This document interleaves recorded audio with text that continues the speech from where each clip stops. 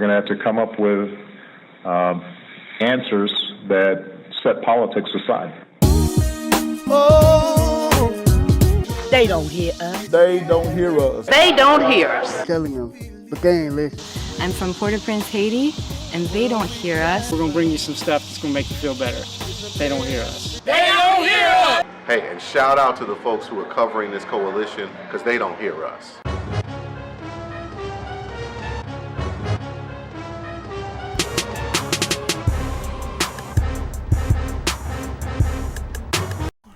Hi, my name is Halima, and I'm your host today for They Don't Hear Us.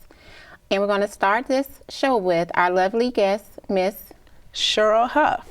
Thank you so much for having me.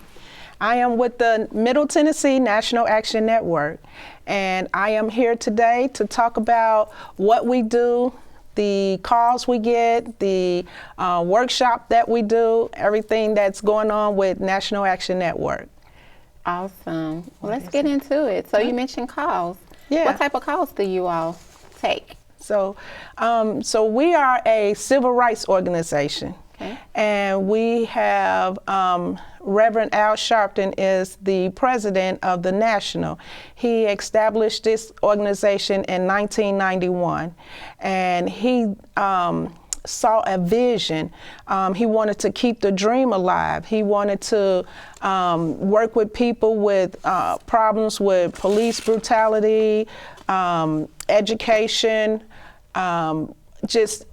things to help the community to better understand and educate them on what's going on. And so he have chapters that open up everywhere, all throughout the United States. And so here in Nashville, we open up a chapter here. And we have been established since 2021.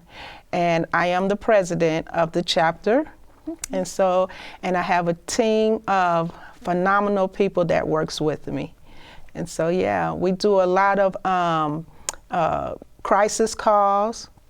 We do a lot of workshops. We do a lot of educating people on what their rights are, knowing their rights. And we just try to get people equipped and on their feet and understanding what they can and can't do and what's out here for them, because most of the time we don't know a lot of the resources that's out here. And so when we come together, go out and partner with people and stay in the community, then we'll get all of that understanding of what's going on. Okay. So you have a lot of work going on in the community. Is there a specific project that you would like to speak on that you're currently working on in the community? Yeah, so we have started now. We just put a committee together for Department of Children's Service. I get a lot of crisis call throughout the state of Tennessee of families that's having a hard time. Children are being removed from them. They don't know what to do. And so I have a team of really good workers that's been, this has happened to. They are attorneys. They are people that have filed lawsuits and stuff. That is being enacted on black children and black families in Tennessee. It's time that we do something about it. As you mentioned earlier, this is 2023. It is not 1863. It's not 1963. We're in a new day and a new time, and yet, unfortunately, it seems that the state of Tennessee has not changed the way in which it's treating the most vulnerable in our community, our children. So it's time that it stops. It's time that it changes and it needs to move in another direction. We're thankful to have the support of the National Office of the National Action Network and the work of so many people who have come together in solidarity around this family to provide them with support in this time. But I especially want to thank Sheryl Huff, our Vice President, for stepping up and providing support directly to the children who are being impacted and need to be remembered most in this moment. So thank you so much for being here to talk about this very critical and important issue. Make sure that you're registered to vote and you're voting your conscience in this election. Thank you. Fighting against this system that is targeting black people. We want to be very clear that what happened to this family was nothing but targeted policing. Black people are targeted by police across this state. We also want to be clear that this is not new for DCS to target black families, to separate black families. DCS, along with the police department and juvenile justice system, has been known for separating families. And for us, it is our concern and our work to move together with this community. One, to build power so this does not continue to happen, but two, in this very moment, to move in solidarity through Court Watch by supporting their attorneys, by supporting organizers who are working with this family to get justice, and to make sure this family can start to be repaired once they are made whole. And so we all came together and started a committee. So now we have families calling in, and we can help them get on their feet.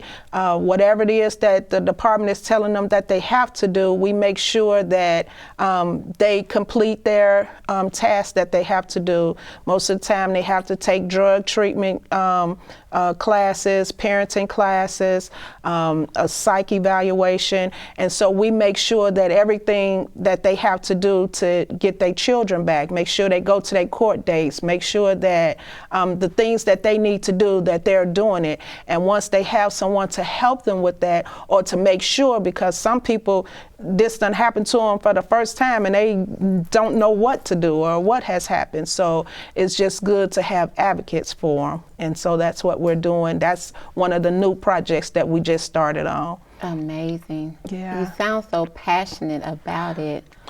And that's sometimes what gets me in trouble.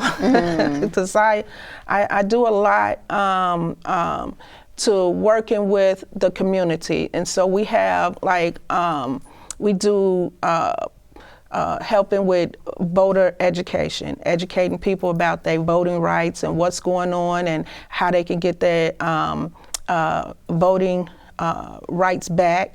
And we also help them, we go out and help get people to the polls and help knock on doors, and we do stuff like that. And we're not affiliated with no sides at all, but we do a lot of forums with having the politicians to come to the table and talk to the community and tell us who you are, because you know they come to our doors and ask for our vote, and we give them our votes, and then they go and they're not being held accountable. Nobody knows what they're doing and anything, so we go sit in that courtroom. Put them shirts on, sit in that courtroom and let them know you're seeing them. You knowing what they do. So when they come back to you for that vote again, then you can hold that report card up and say, well, look, this is what's going on. And so you have to keep them fair. And that's what we've been doing, a lot of that also. Just sitting in the courtrooms and watching these judges and what they're doing. And you know, you can't wait 4 years and come into the neighborhood and we don't know who you are, never seen you before, and now here you come. So, I mean, if you haven't been in the community before the election, why are you coming now? Because, I mean, yeah. So what inspired you to be so motivated and just to be so strong and stand for the people in the community? So, I'm from Chicago, and and when I tell people this, they like, what? I have never, ever experienced racism, and I'm 58 years old, and I've never experienced racism living in Chicago until I graduated and moved away. And when I moved away from Chicago, and I kept traveling and living in different states until I had my children, and I had to get settled somewhere, and I settled in Tennessee. And when I moved to Tennessee, this is the first place that I've ever experienced racism. And I worked at the post office, the United States Post Office. And one of the postmaster, I was working in Goodlettsville, and he told me that you'll work here and I'm almost like God. I'm like, huh? And I was like asking the workers, why would he tell me that? I was like, okay, so that's when I really experienced my first racism. And I went, and he had it in for me, but what he didn't understand, and I didn't either, but I knew what he was doing to me wasn't right, because you tell me that you almost just like Jesus at this post office, and I'm the only black female working in your station, and everybody else is is Caucasian and male and female. I was like, okay. So I did everything I had to do, but because I tried to go and find attorneys, I tried to get help, I tried to ask people, what do I need to do? I couldn't get that help. And that hurt me. So I had to figure out and learn how to do it myself. And so I went and found an attorney, and I had to learn how to do my own paperwork, do everything I had to do. And so I said, well, if this is happening to me, I wonder what they're doing to everybody else. And so that's what got me involved. I started off when I moved to Nashville in 2000.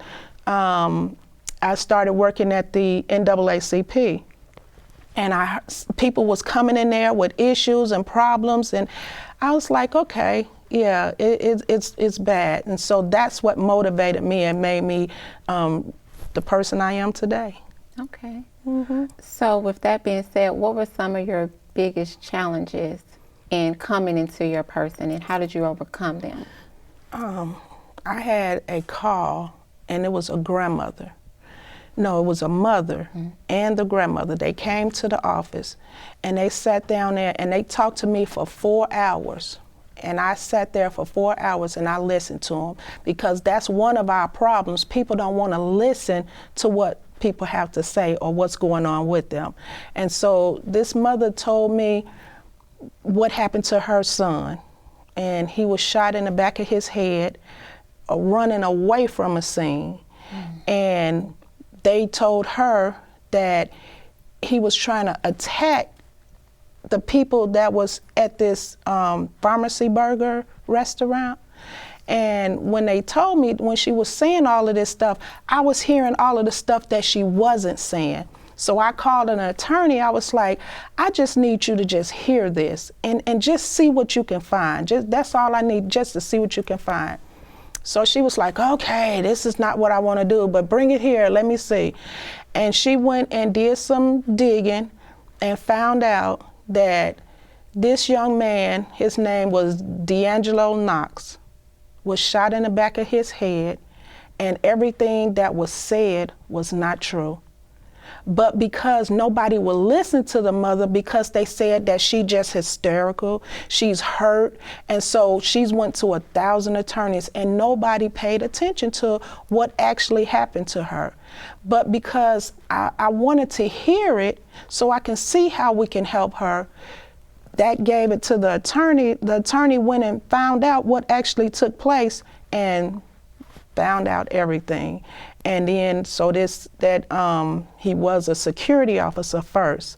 And because what he did, he knew it was wrong, and the assistant DA took care of him. She hid it. She said nothing happened. Everything he said was the truth. And so they left it at that, and they allowed him to go and become a police officer, get into the training. Now you just shot and killed someone. And then we pulled up his page, and there was so much racist stuff on there. I mean, it was really bad. And when we did all that, and he went to the police department, and he got hired at the police department and all of that, it was like, okay, so now he had to resign from the police department. He was charged, they indicted him, everything took place. The mother, she won a lawsuit against the state, and it's only because somebody listened. And so that's what motivates me to continue and just hear what people have to say. So it's just simple as listening. That's it. Just listening. And sometimes people just want to talk about what's happening to them. And once they finish talking, they forget why they even came. And that's sometimes. But I mean, it's just, you know, a lot of stuff that people tell you, you have to take it with a grain of salt. But you still have to listen. You have to. Okay. Yeah, we get a lot of cases in. What impact do you hope these projects that you're working on will have on the community? Just to educate them, teach them what their rights are, Let them know exactly what their rights are. And once people know what their rights are, and then they'll be a force to be reckoned with. I mean, you can't, if you know, if you're a felon and you're driving a car and the police gets behind you, they've already taken your license. And if that car belongs to you, they already know who you are. They already know what you've done. They already know that you're a felon. So they can come out the car and treat you any type of way. But then that's when you file complaints.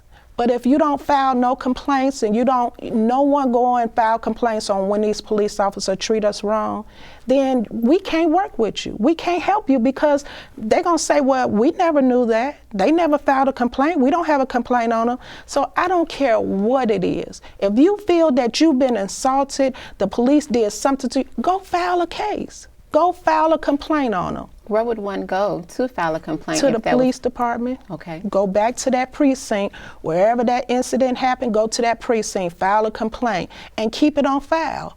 And because then I can call and say, well, I just want to update on the complaint that so-and-so did. And once they say, well, we don't have a complaint, well, yes, it is, because I have the complaint number that they did have. And see, that means you keeping your records, and then you writing up what has happened, and then you holding them accountable. But that's what we have to teach them. And so we do a whole lot of Know Your Rights. We doing for the next 6 months, starting this month, we're gonna be working on credit repair, helping our people get their credit right. We have a young man named Michael Grayson, and Michael Grayson is awesome. And he is right now suing Equifax. And he's suing Equifax because he is, the discrimination that has happened with people's credit scores. And so he's working and helping people get their credit where it needs to be, helping them because, again, once we are educated on what our rights are, getting our credit right, getting our life right, getting our records expunged, and then they can't bother us. And one thing else I say, if we have our black men, black women, if every one of them have life insurance on themselves, guess what? They're gonna think twice before they shoot and kill you. You know why? Because them people coming for their money. Now, if you done shot and killed them, I'm gonna prosecute you because I want you gonna pay us back because now we have to pay this life insurance. And that's how I see it, and it's happening. We run around here, we don't have no coverage, we don't have anything on us, most of us don't. And so we want to stop people from doing GoFundMe and start having life insurance and building generational wealth. And once you do that, then guess what? Again, we'll be a force to be reckoned with. That's exactly what I was thinking. Yes. But let's go back a little bit because you spoke on if a police officer got behind someone that was driving a car that's a felon and what they have to comply to. But what if you don't have a record? Yeah. So if you don't have a record and they get behind you and they pull you over and they do this and that, and again, this is just my opinion and this is what I do, and I try to tell everybody. I try to get them to do get themselves covered with Legal Shield, prepaid legal, whatever, because now you have a whole law firm there for you. And when the police pull you over, before they come to the window, your attorney is on the phone. They 24/7. You have an attorney on the phone waiting for you. As soon as the cop comes to the car, you say, okay, officer, how can I help you? And then I have my attorney on the phone. And once they know your attorney on the phone, they're gonna treat you with decency. They're gonna like, okay, well, you have a light out, just go get that fixed, take care of yourself and make sure you go on in and get that taken care of. Something like that. But if you don't, and they come, they do whatever they want to do to you. And so it's just, I just want to make sure that everybody that we work with, our communities, everybody is educated, knowing what your rights are, knowing you have a right not to speak to them, knowing you have a right to say, I do not consent to a search, knowing that you have a right to say, I need my attorney. I don't have anything to say. Those, you know what your rights are. Knowing what your rights are, when you hire an attorney, I know what I need you to do. I know what my case is based on. I know what I need from you as my attorney. So we have some attorneys that teach us knowing what your rights are. Hey y'all, my name is Courtney Teasley. I'm a criminal defense attorney here in Nashville. I'm also the CEO of MFN. And I am Sheryl Huff, and I am with the Middle Tennessee National Action Network here in Nashville, Tennessee. So I want to thank y'all for coming here today. I'm very excited to be on this episode of They Don't Hear Us, especially talking about my social enterprise that I actually am just now launching. It is a Black woman, millennial-owned social enterprise that creates proactive products and services to disrupt and dismantle the criminal justice system of oppression. And in other words, we create premium quality options for the DAM community. And when I say DAM, I mean the disproportionately affected, marginalized minority, otherwise known as the hood by those of us who grew up there. So I'm happy to be here. I'm excited to be able to break this here in my hometown. I'm a Nashville native, and what we're here to talk about.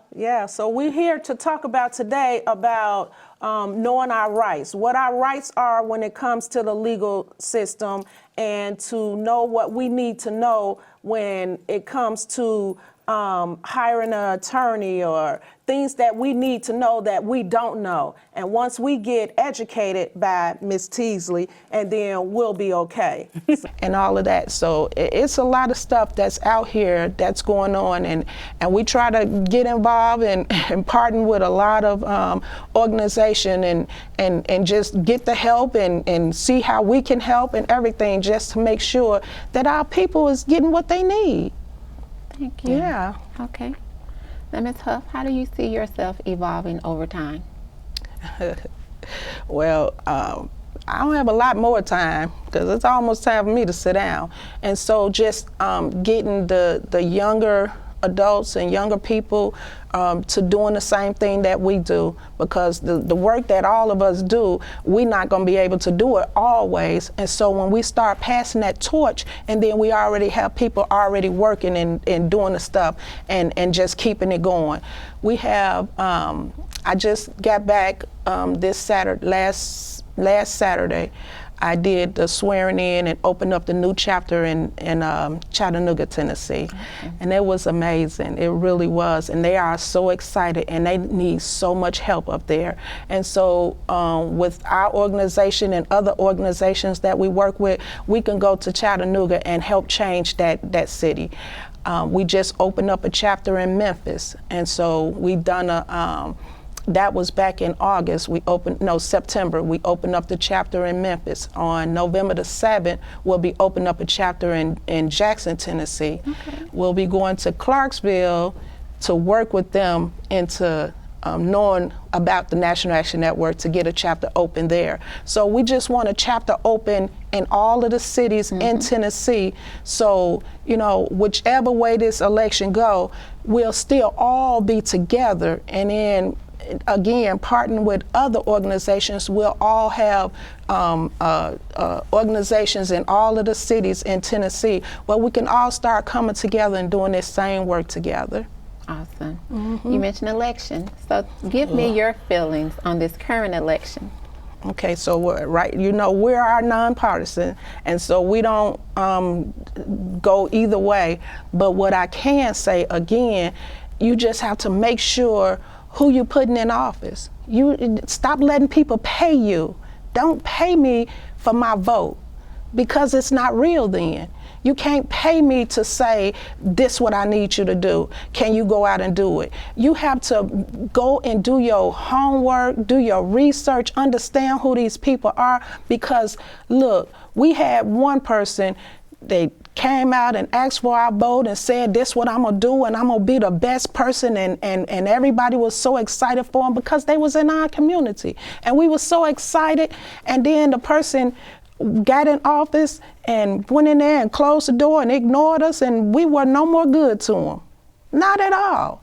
And now they back again, asking the same thing. Well, can I get your vote again? And everybody just jumping on the bandwagon again. I mean, you screw me once, I'm okay, but you can't keep doing it again and again. But that's why you have to do your research on everybody, so they can't come and just tell you anything and it sounds good, so you say, okay, I'm gonna vote for you. No, your vote means a lot. And when you make that vote, when you go behind that curtain, you can tell a person anything, but when you go behind that curtain and you close that curtain up and you vote, you're gonna vote your conscience. You're gonna vote for your sons, your daughters, your grandkids. That's how you're gonna vote. And that's what you have to do. And if you don't, you're in trouble. So they got a lot of amendments and stuff that they want people to vote for. Read it, understand what it is. Don't just vote for it because somebody told you to vote for it. Understand what it is. And then when you go in there and vote, you voting because you know this is the right thing and not because someone told you. So that's what I'm thinking that needs to happen. But you gotta understand, when you put them in a seat, they're in there, and however they treat you is because you voted for them. So we have to be careful. That is true. Mm-hmm. Okay, so you're a very powerful woman. Ooh. And I would love to be under your umbrella and just follow you. Oh. And I'm pretty sure other people in the community would do the same or would have the same feelings. Mm-hmm. So what would be your advice to someone who would want to be a positive and a powerful impact in their community, just as yourself? What would you tell them? So I would tell a person to, first of all, understand everything that you're doing. Go and find out. Let me tell you this first. So I get a lot of calls, right? Mm-hmm. And you know, people always say, I ain't getting involved in this chapter, these organizations. They don't do nothing for us. I'm not doing this, I'm not. And they say it all the time until they need us. And then, you know what I say? Well, what group, what organization do you belong to? Do you belong to any organization? Well, no, I ain't never got involved. Then why you need our help? Because when everybody are a part of some organization, then guess what? And then that organization have training, they have workshops, they have knowing what your rights are. I am from climbing trees, going on detective adventures all the way up until I was 15 years old. A little different from the days that we're living in now. I am from Timberlands and Hilfiger shirts. I'm from can't go to sleep the night before the first day of school because I was fresh to death.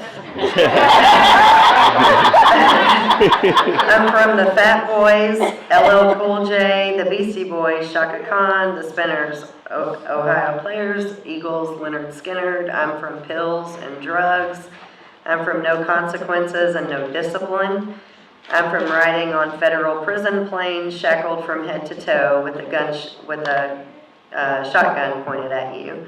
I'm from watching people die in prison. And you can come back and you can see the work that we're doing and the stuff that we do all day. And thank you so much. Thank you for your time. All right.